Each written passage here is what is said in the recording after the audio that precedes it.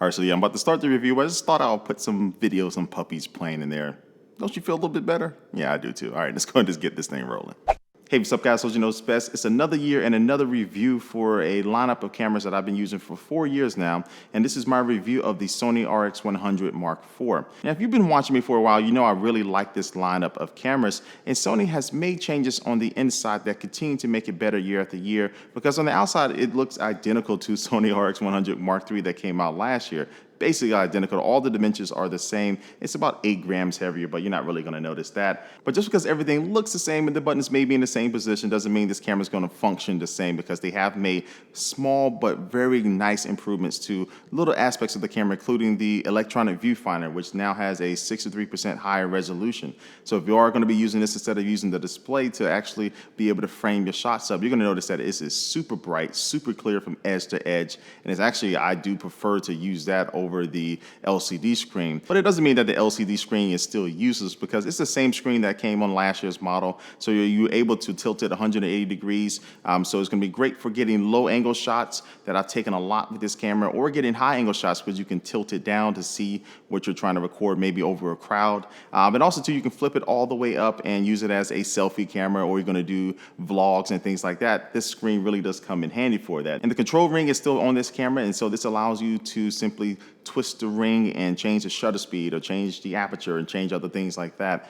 And it's actually just smoother in this camera, so it doesn't add anything new really, but as a function itself, when you are turning it and twisting it, it's going to feel a lot more controllable and just a better experience. So the pop-up flash, NFC to be able to transfer images over to a smartphone, for example, while you're out and about, all that is still in there. Plus, it does have Wi-Fi, so you can still use that if your phone does not have NFC or doesn't allow it to connect to NFC cameras, Apple.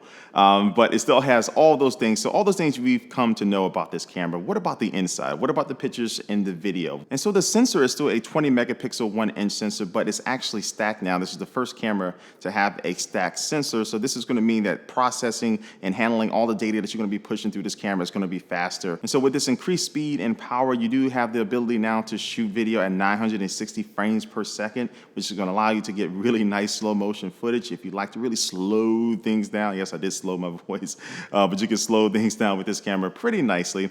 But also too, focusing is extremely fast while taking the picture. I mean, it's the fastest that I've experienced on a digital camera. And so when I did find something that I wanted to take a picture of, I pulled this camera out of my pocket and it focused extremely fast on that subject when I pressed down about halfway on the shutter button.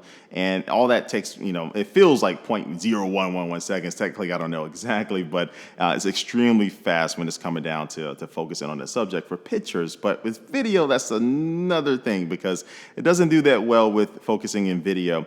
And as you can see here, it does take a while sometimes while you're recording to autofocus on the subject.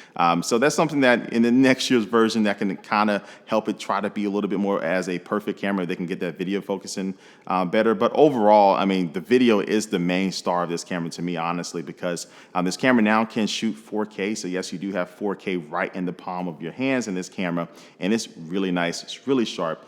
The brightness, contrast, colors, everything is really spot on, and I really have no complaints in the video department, and also with all the pictures I've been showing you. So now I'm just going to be showing you different samples that I've been taking with this camera over the past couple months. And so this camera can perform in the middle of the day, right in the sun, and also it can perform at night because the aperture can get down to f1.8.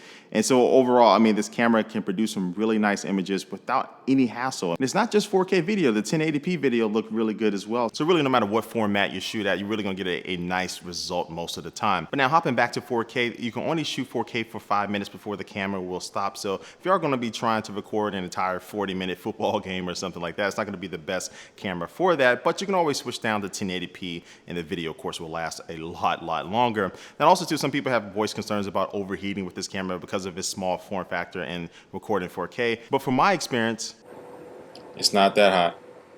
So that was a throwback, but it doesn't get that hot at all. It doesn't get any hotter than any other device that I've used that's recording video. So that wasn't an issue for me. So, I mean, this videos are, to me, the main reason why I'm going to be using this camera when I go around to tech shows and all that other stuff. But the pictures are right there, as well as being some of the best pictures that you can take from a camera of this size. So overall, the RX100 Mark IV is an improvement over last year. Looks the same. It has a lot of the same features, but Sony just made those incremental improvements that they do every year to kind of make this camera just one step above the rest of the competition. Now, one thing about this camera though is the price is coming in right around $1,000, so you definitely gonna have to dig into your pockets for it. But I say if you are using one of the previous ones, like the RX100 Mark III or the Mark II, those cameras still do perform very well. You can find them for a decent price on Amazon or another store. But if you really want to get the absolute best control that you can get and the best performance when it comes to videos and pictures from a camera that you can slide in your pocket and it's pretty easy to use, the Mark IV is definitely still on the top of my list of cameras that I like to travel with, but also just take anywhere that I'm trying to capture a moment. And so this camera is close to being perfect, but it's still just not there yet. But again, all the fun is really waiting to see what Sony's gonna do next year with this lineup of cameras. So guys, I'm gonna leave a link down below if you wanna check out more information about the Sony RX100 Mark IV. Also make sure you do check out my Facebook page and my Google Plus page, and those links are gonna be down below where I'm gonna be uploading photos that I've taken from this camera so you can actually see them, in all of their glory. So thanks for watching this video, guys. Like always, leave a comment down below what you think about this video in general, like and share it, and like always, I will catch you later. Peace.